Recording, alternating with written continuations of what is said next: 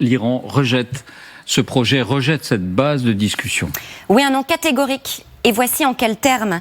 Ce plan américain est qualifié d'excessif, illogique. Nous continuerons à nous défendre. C'est un communiqué qui est lu à la télévision d'État. Regardez. Iran will not allow Donald Trump to dictate, of course, the timing of the war's end. Iran, of course, will end the war if at a time of its own choosing. Et dans le même temps, l'Iran fixe ses conditions, son propre plan. Il n'a pas changé depuis 3 semaines. L'arrêt de toutes les frappes, y compris contre le Hezbollah, et un engagement formel à ne plus jamais recommencer la guerre. Le paiement de toutes les destructions en Iran, estimé à au moins 100 milliards de dollars. La reconnaissance de sa souveraineté sur le détroit d'Ormuz. En revanche, c'est à noter, l'Iran ne mentionne plus la fermeture des bases américaines dans la région. Ce rejet n'est pas vraiment une surprise. Depuis hier, le régime affichait la couleur. On a vu fleurir sur les sites d'information liés aux gardiens de la Révolution cette image laissant entendre que Trump mentait en indiquant des discussions en cours. De même, le porte-parole des gardiens de la Révolution avait affirmé à la télévision d'État, tout en ironie, les États-Unis ont atteint le stade où ils négocient avec eux-mêmes. Citons encore l'agence de presse Tasnim avec ce montage. Donald Trump, cheveux ébouriffés, regard abattu, il est qualifié, je cite, de lâche. Alors, dernier mot, avant de commencer des négociations, parfois on fait monter les enchères. Est-ce un non définitif ou bien la porte est-elle entrouverte ? En tout cas, on observe des signaux moins tranchés. Par exemple, ce responsable iranien interrogé par Reuters cet après-midi, après le rejet de ce plan, rien n'est fait, dit-il. Notre première réaction a été un non, mais nous continuons d'examiner la proposition américaine. Nous sommes en train d'étudier les lieux pour une rencontre, indique un autre. De même, du côté des pays médiateurs, nous discutons avec l'Iran, a fait savoir le ministre des Affaires étrangères égyptien il y a un peu moins de 2 heures. Enfin, l'administration Trump, je cite, n'a rien reçu encore, affirme Axios. Autrement dit, la réponse iranienne n'est pas encore parvenue officiellement. Merci Lucille, on attend peut-être dans les minutes qui viennent une conférence, un mot de la Maison-Blanche, la porte-parole de la Maison-Blanche pourrait s'exprimer, on verra ce qu'il en est. Dans l'immédiat, Pierre, comment qualifier ce qui se passe ? Un camouflet pour Donald Trump ? Écoutez, à minima, c'est un camouflet, même si on marche un peu sur des œufs et qu'il faut attendre, comment dirais-je, les heures qui viennent, parce qu'il y a des balais diplomatiques extrêmement intenses depuis plusieurs jours. Lucille a cité un certain nombre de pays, le Pakistan, l'Égypte, la Turquie, les Européens notamment, la France. Donc il y a beaucoup de discussions.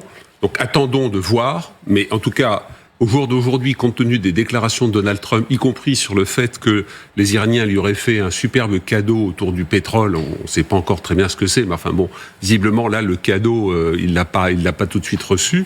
Donc c'est un camouflet. Alors en même temps, Trump est Trump, c'est-à-dire que il a toujours fait sur les négociations, même l'année dernière et là au début de l'année, c'est-à-dire qu'il fait des déclarations tonitruantes au démarrage. Les Iraniens répondent en disant mais attendez, on n'a pas commencé à se voir. Voilà. Mais encore une fois, c'est un revers de tennis quand même en pleine poire pour ce président qui pouvait donner le sentiment que tout était réglé, etc. Donc il va falloir gérer ça parce que son ego est quand même quelque chose d'important. Certains observateurs disent que la capture de Maduro, alors ça rentrait dans un projet trumpien sur le Venezuela, mais sur Maduro, c'était dû aussi au fait que Maduro s'était payé la tête de Trump en simulant une danse, en se moquant de Trump, en faisant semblant de danser comme lui, et que apparemment ça l'aurait piqué au vif. Donc voilà, donc avec Trump, il faut s'attendre à tout. Est-ce que les fils vont être recousus ? Mais enfin là, c'est quand même une fin de nous recevoir à ces catégories. Et qui est liée pas seulement aux 15 points, qui sont pas nouveaux en dehors de la réouverture du détroit d'Ormuz. Tous ces points qu'on a vus, c'est ceux qu'on a vus dans les négociations avant la guerre du 28 février, qu'on a vu l'année dernière, qui était en cours quand les Israéliens ont frappé en juin. Le problème, c'est quand même que la présentation était un peu une sorte d'oukase, en disant voilà, vous avez un delta vous avez quelques jours pour accepter ça. Moi, j'ai pas bien compris dans la présentation américaine que c'était une base de discussion. J'ai plutôt perçu quelque chose qui était imposé aux Iraniens. Bon, le problème, c'est que les Iraniens ont pas le sentiment d'avoir perdu et que pour imposer un armistice ou des termes d'armistice ou des cessez-le-feu, il faut être clairement dans le camp des vainqueurs. Et les Américains ne peuvent pas encore s'afficher comme tels, me semble-t-il. Est-ce que vous êtes surprise, Isabelle, non pas par ce dénouement, parce que Pierre a raison d'être prudent, mais par cette réaction iranienne en tout cas? Non, ni par le plan de Trump, ni par la réaction iranienne. Le plan de Trump, hormis que le sort de l'opposition n'y figure pas, sinon il est pas mal. Il permet de régler le problème iranien, de la déstabilisation iranienne dans toute la région. Il est pas mal, mais est-ce qu'il est acceptable pour l'Iran? Alors, il n'est pas plus acceptable. Renoncer définitivement à l'arme nucléaire, Il n'est pas plus acceptable pour l'Iran que le plan iranien n'est acceptable pour les États-Unis. Donc, on arrive évidemment à un non de la part de l'Iran. C'est tout à fait normal. L'Iran aurait pu faire semblant d'accepter sans respecter les termes, entraînant et en se disant on attend les mi-termes, puis après on attend le départ de Donald Trump, comme ils ont toujours fait. Ils savent étirer le temps. C'est un peu à la méthode de Poutine. On négocie pendant des mois, on dit qu'on est d'accord, et puis on fait absolument rien de ce qui se passe. Le problème, c'est que Donald Trump peut revendiquer une victoire militaire. Il peut. Aujourd'hui ? Oui, il n'est pas faux que le programme nucléaire iranien a pris entre 3 et 5 ans de retard. Les installations sont vraiment très très endommagées. Les missiles balistiques ont été quand même drastiquement réduits. Mais il y a la défense aérienne, oui. Mais à partir du moment où il y a un cessez-le-feu, il y a un accord, Hormuz peut, la condition, c'est le cessez-le-feu. Donc il pourrait revendiquer cette victoire militaire. Ce serait pas complètement faux, puisque ses objectifs sont beaucoup moins importants que ceux des Israéliens. Mais l'Iran considère qu'il ne perd pas et qu'il est déjà en train de gagner. Mais quand la guerre du mois de juin a été terminée, les États-Unis considéraient qu'ils étaient vainqueurs, mais les Iraniens considéraient qu'ils avaient gagné la guerre et que les États-Unis l'avaient arrêté parce qu'ils étaient incapables de soutenir la guerre politiquement. Donc ils ont considéré ça comme une victoire. Alors aujourd'hui, Trump, à mon avis, il a 3 solutions. Soit, parce qu'il cherche quand même visiblement une porte de sortie, soit il arrête les frais, mais sans accord. À ce moment-là, on a un truc un peu en eau de boudin, entre guerre et paix, on ne sait pas très bien comment ça va se terminer. Il laisse le régime en place et il laisse le détroit d'Ormuz bloqué. En se disant, le régime est tellement affaibli que il va s'effilocher, sans statu quo. Soit il cède aux exigences iraniennes en partie, mais on le voit assez mal, soit c'est l'escalade, quand l'ultimatum sera terminé. Alors, il faut se souvenir, Sarah, qu'avant cet épisode qui nous tient en haleine d'une certaine manière depuis 3 jours, depuis que Trump, à la surprise générale, a dit « Oui, il y a des discussions très productives et on est tout près d'aboutir à un accord », on était sur cette escalade dont parle Isabelle, puisqu'on était sur l'ultimatum de Donald Trump. Est-ce que là, ce soir, c'est un retour à la case départ, c'est-à-dire à la situation de dimanche soir ou de lundi matin très tôt ? Écoutez, moi, je ne le crois pas. Je pense que, au contraire, les États-Unis s'attendaient évidemment à ce que l'Iran ne puisse pas accepter leurs conditions. Ce qui se passe de part et d'autre, je pense, c'est qu'on est en train d'exposer ces conditions maximum, ces exigences maximum, ce qui précède à la négociation. De toute façon, on savait qu'il y avait 2 choses qui n'étaient inacceptables de part et d'autre. Pour les États-Unis, quand ils ont demandé à l'Iran de faire la fin de l'enrichissement, moi, je crois que c'était vraiment... Alors ça, c'est la chose que ne peuvent pas accepter les Iraniens. On l'a toujours vu, ils l'ont toujours revendiqué. C'est un peu pour eux leur volonté de puissance, même en dehors d'un armement. Parce qu'il y a aussi l'enrichissement du nucléaire civil. Et pour eux, c'est très important. Donc ça, c'est un niet absolu. Et pourquoi Trump le met sur la table alors, de cette manière-là ? Parce qu'il est en train d'exposer ses exigences maximum. En fait, c'est le départ de la négociation. Donc on part évidemment très haut avec des exigences inacceptables que petit à petit on va négocier. Et l'Iran fait la même chose. Et évidemment, l'Iran, la condition inacceptable pour les États-Unis, c'est le maintien de leur contrôle du détroit d'Ormuz, avec cette chose hallucinante auquel on est en train d'assister maintenant, c'est-à-dire à ce péage, un peu comme si les Iraniens étaient maintenant les gabelous qui font qui imposent dans un endroit qui relève du droit international. Mais si je vous comprends bien, Sarah, vous êtes en train de nous dire qu'il y a un côté théâtre d'ombre et que derrière ces postures un peu martiales, que ce soit le plan américain lui-même, que ce soit la réponse négative de l'Iran, il se pourrait que malgré tout, il y ait un trou de souris pour arriver à des discussions. Dernière information, des responsables de l'administration américaine indiquent à CNN que le déplacement du vice-président J.D. Vance, donc qui était pressenti pour aller à Islamabad ou à Ankara pour participer à ces discussions, ce déplacement est toujours d'actualité. Ouais. Que ce déplacement est en train d'être organisé. Donald Trump, disent ces sources, devrait faire une annonce urgente ce soir à 19h20, heure de la côte Est. Bon, ça veut dire à minuit, entre minuit et 1h du matin, heure de Paris. Donc pour vous, voilà, il ne faut pas aller trop vite en besogne. Non, je pense que vraiment, là, les équipes sont en place de part et d'autre pour la négociation et qu'on voit qu'elles sont quand même en train de se passer.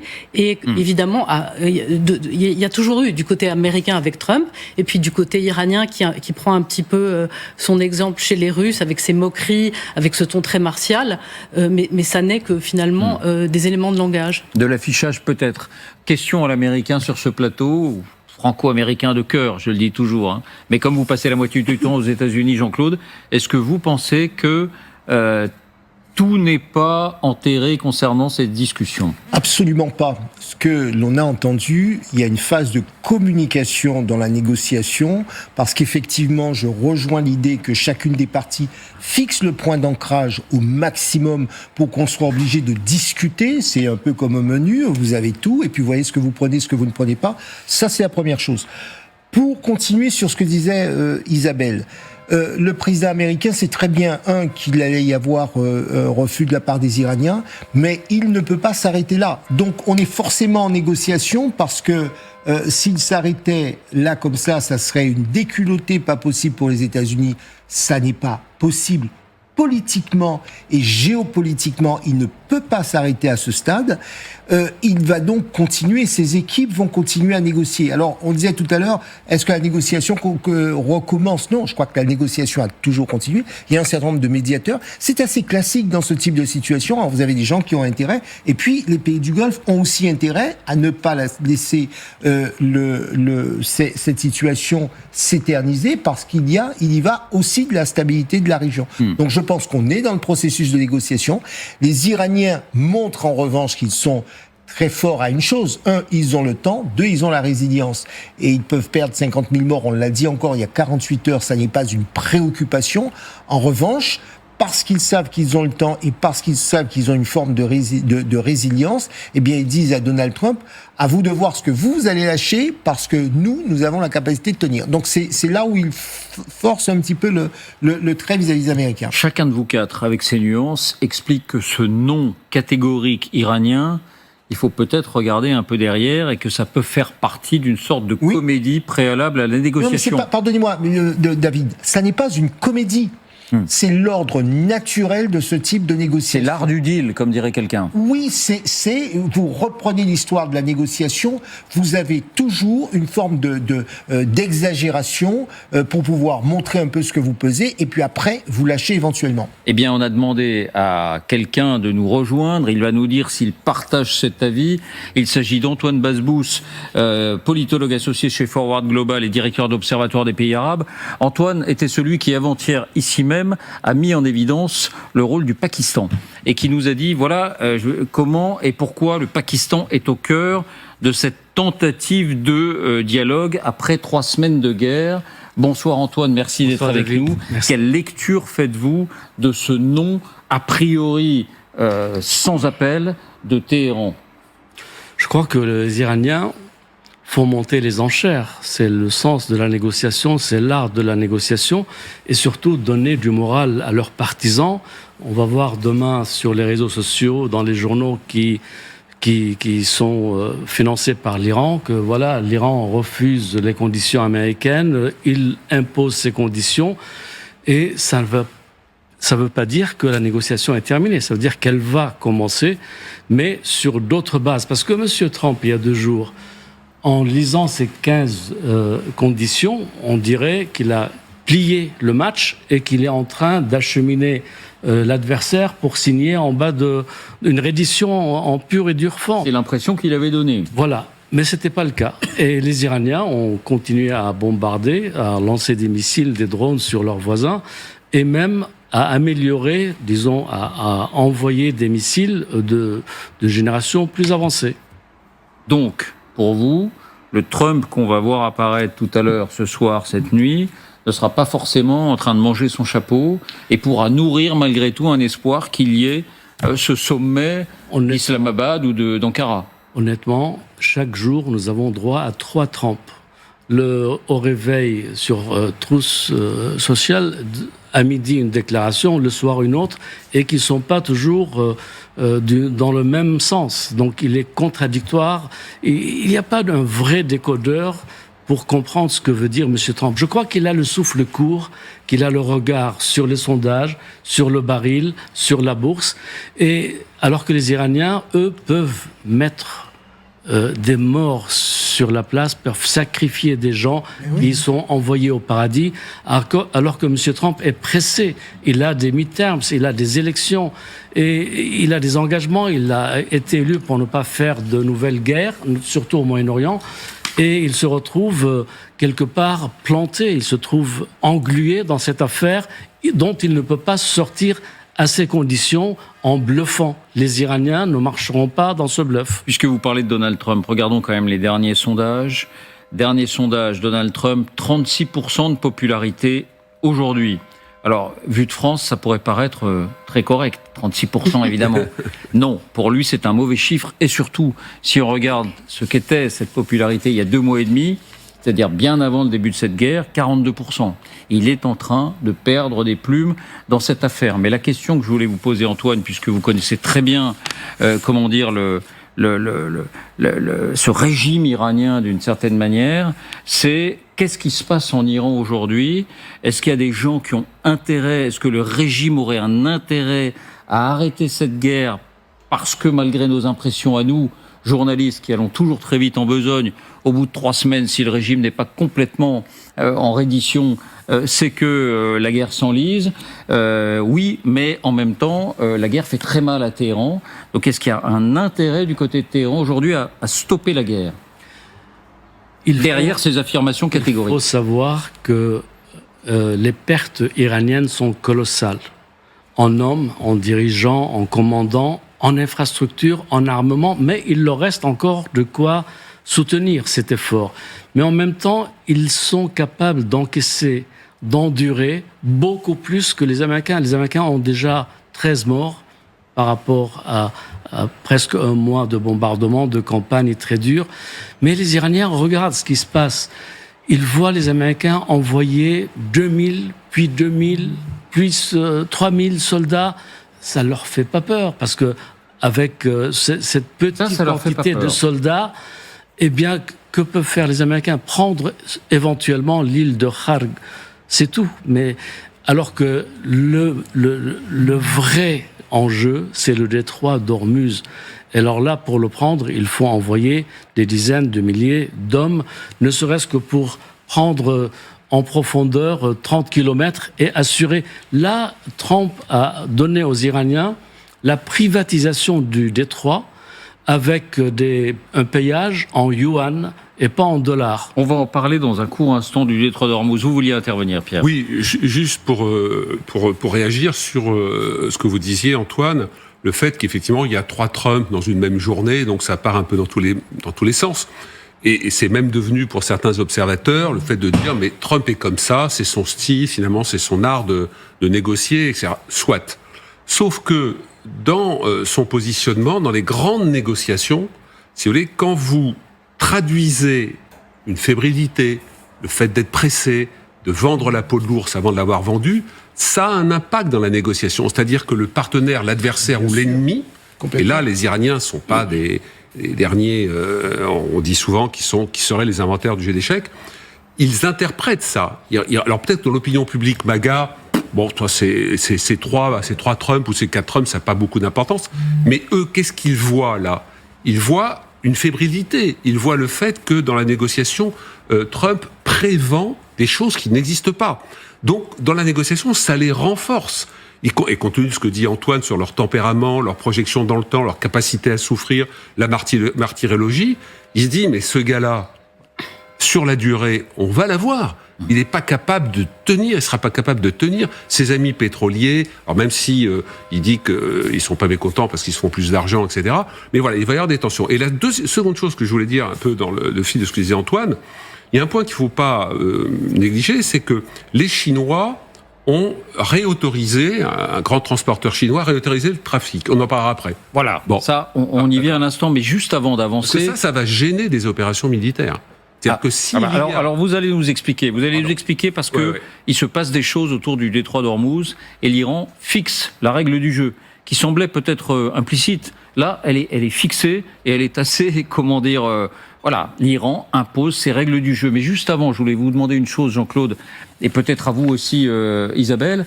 Pourquoi Trump, malgré tout, est allé aussi loin dans ses déclarations, dans ses affirmations, c'est-à-dire l'Iran a déjà accepté la plupart de notre plan de paix. Les discussions sont formidables, elles sont très constructives, alors qu'on se rend compte qu'elles n'ont pas commencé, en tout cas, entre des émissaires américains et des émissaires iraniens, même avec des intermédiaires. Il aurait pu se contenter de dire, voilà, nous mettons sur la table une proposition, j'espère que l'Iran va la saisir, sinon les bombardements vont redoubler. Non, il est allé beaucoup plus loin, pourquoi ? Lorsque je vous entends